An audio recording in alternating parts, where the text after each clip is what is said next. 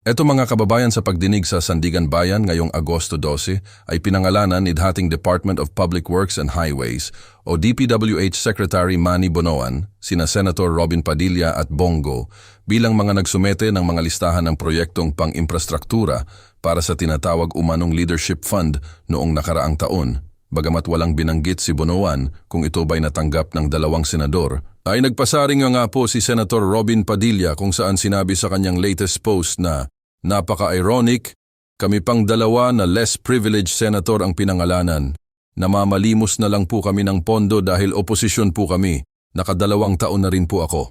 At 3 taon na naman si Senator Bongo na FLR o for later release walang pondo ang proyekto. Ayan po mga kababayan, so hindi natin alam kung ano ang pumasok sa utak ni dating Department of Public Works and Highways o DPWH na si Bonoan kung bakit kailangan niya pabanggitin ang pangalan ng dalawang senador gayong hindi naman pala napunduhan ng gobyerno ang kanilang mga proyekto. Sa madaling salita, walang natatanggap ang dalawang senador maski piso. Samantala mga kababayan, binatikos po ni Corazon Guidote ang umano'y muling pagtataas ng budget sa flood control.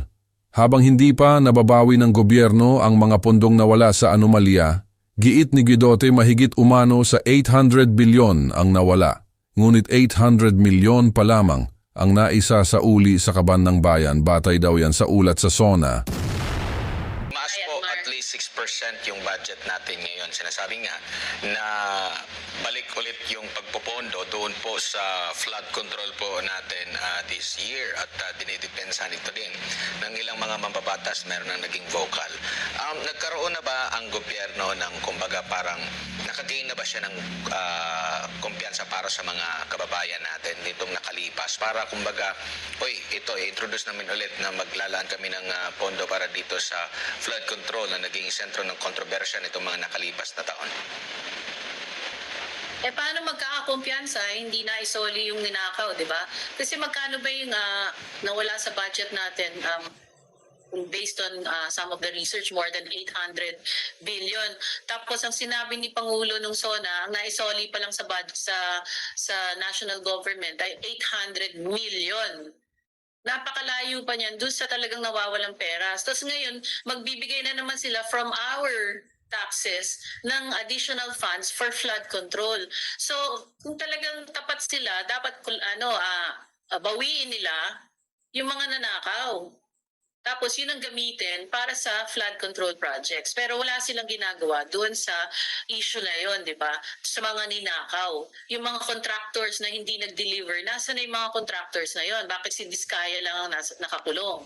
Sa ibang balita naman po mga kababayan, nagbabala ang impeachment court laban raw sa pag-post ng personal na opinyon sa social media tungkol sa merito ng kaso dahil maaari umano itong maituturing na trial by publicity.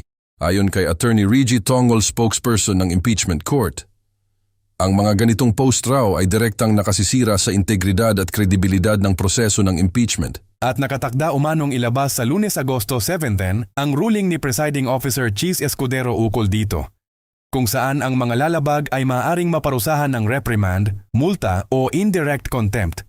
So ang pinatatamaan umano dito ay ang persecution kung saan madalas umano silang nagpo-post at nagsasalita ng kung ano-ano after impeachment trial ni VP Sara Duterte.